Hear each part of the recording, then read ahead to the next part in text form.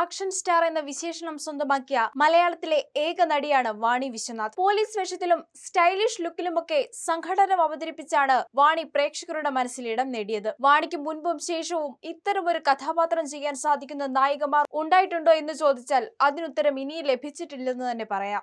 മലയാളത്തിനു പുറമെ മറ്റു ഭാഷകളിലും സജീവമായിരുന്നെങ്കിലും വിവാഹത്തിന് ശേഷം താരം ബിഗ് സ്ക്രീനിൽ നിന്നും ഇടവേള എടുത്തിരിക്കുകയായിരുന്നു. ഇടയ്ക്ക് രാഷ്ട്രീയത്തിലേക്കും നടി ചുവടുറപ്പിച്ചു. ഇതിനിടെ മലയാളത്തിൽ ഒരു സിനിമയിൽ അഭിനയിച്ച നടി ശ്രദ്ധിക്കപ്പെട്ടു. ഇപ്പോഴിതാ വാണി വിശ്വനാഥിന്റെ പ്രണയത്തെ പറ്റിയൊരു കഥയാണ് വൈറലായിരിക്കുന്നത്. പതിവ് നായികാ സങ്കല്പത്തിൽ നിന്നെല്ലാം വ്യത്യസ്തയായിരുന്നതിനാൽ വാണി വിശ്വനാഥിനെ കുറിച്ച് അധികം ഗോസിപ്പ് കഥകളൊന്നും വന്നിട്ടില്ല. കൂടെ ഒരുമിച്ച് അഭിനയിച്ച നായകന്മാരുടെ പേരിലൊന്നും അധികം കഥകൾ വന്നിട്ടില്ലെങ്കിലും വില്ലൻ വേഷങ്ങളിലൂടെ ശ്രദ്ധേയനായ നടൻ ബാബുരാജിനെയാണ് നടി വിവാഹം കഴിച്ചത്. ശേഷം 2 കുട്ടികളുടെ അമ്മയുമായി. ഇതിനു മുൻപ് നടിയുടെ ജീവിതത്തിൽ ശക്തമായൊരു പ്രണയമുണ്ടായിരുന്നുവെന്നും ഇരുവരും കല്യാണത്തിലേക്ക് വരെ എത്തിയിട്ട് മുടങ്ങിപ്പോയെന്നുമാണ് കഥകൾ. മലയാള സിനിമയിലാണ് വാണി സജീവമായി അഭിനയിച്ചിരുന്നതെങ്കിലും ഇതിനു പുറമെ തെലുങ്കിലും ധാരാളം ചിത്രങ്ങളിൽ നടി അഭിനയിച്ചിട്ടുണ്ട്. തെലുങ്കിലെ എല്ലാ മുതിർന്ന നായകന്മാരുടെയും കൂടെ അഭിനയിച്ച വാണി അവിടുത്തെ പ്രേക്ഷക പിന്തുണയും നേടിയെടുത്തു. ഇതിനിടെ വാണി ഒരു യുവ എഴുത്തുകാരനുമായി പ്രണയത്തിലായി. എഴുത്തുകാരൻ തോട്ടപ്പള്ളി മധു ആയിരുന്നു വാണിയുടെ മനം കവർന്ന ആ വ്യക്തി. കല്യാണം കഴിക്കാമെന്ന അവസ്ഥയിലേക്ക് വരെ നീണ്ട പ്രണയമായിരുന്നു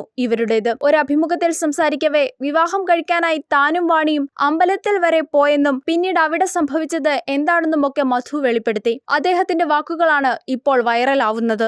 ദലൈ ദമ്പതുലു എന്ന സിനിമയുടെ ചിത്രീകരണം നടക്കുന്ന സമയത്താണ് താനും വാണി വിശ്വനാഥും പ്രണയത്തിലാകുന്നത്. ആ ബന്ധം വളരെ പെട്ടെന്ന് ശക്തമായതോടെ ഒരുമിച്ച് വിവാഹം കഴിച്ച് ജീവിക്കാമെന്ന് തീരുമാനിച്ചു. അങ്ങനെ വിവാഹം കഴിക്കാൻ വേണ്ടി ഗുരുവായൂർ അമ്പലത്തിലേക്കും പോയി. അതിനു മുൻപ് 1 വർഷം ഞങ്ങൾ ഒരുമിച്ചുണ്ടായിരുന്നു. പലപ്പോഴും കാണുകയും സംസാരിക്കുകയും ഒക്കെ ചെയ്തിരുന്നു. അങ്ങനെ എന്തായാലും വിവാഹം കഴിക്കാമെന്ന് തീരുമാനിച്ച് ഞങ്ങൾ അമ്പലത്തിലെത്തിയപ്പോൾ ആ ദിവസം അമ്പലം തുറന്നിരുന്നില്ല. സൂര്യഗ്രഹണം കാരണം അന്നേ ദിവസം അമ്പലം അടച്ചിടുകയും അത് തുറക്കാൻ സാധ്യതയില്ലെന്നുമാണ് അറിഞ്ഞത്. ഇതോടെ ഞങ്ങൾ അവിടെ നിന്നും തിരിച്ചു പോന്നു. പിന്നീട് വിവാഹം കഴിക്കാൻ വേണ്ടി പലപ്പോഴായി ശ്രമിച്ചെങ്കിലും അതൊന്നും നടക്കാതെ പോയി. അങ്ങനെ കല്യാണം മുടങ്ങിപ്പോയതോടെ വിവാഹത്തിലേക്ക് എത്താതെ പ്രണയം അവസാനിക്കുകയായിരുന്നു. ഇനി ഇതുമായി മുന്നോട്ടു പോകുന്നതിൽ യാതൊരു അർത്ഥവുമില്ലെന്ന് ഞങ്ങൾ തന്നെ തീരുമാനിച്ചു.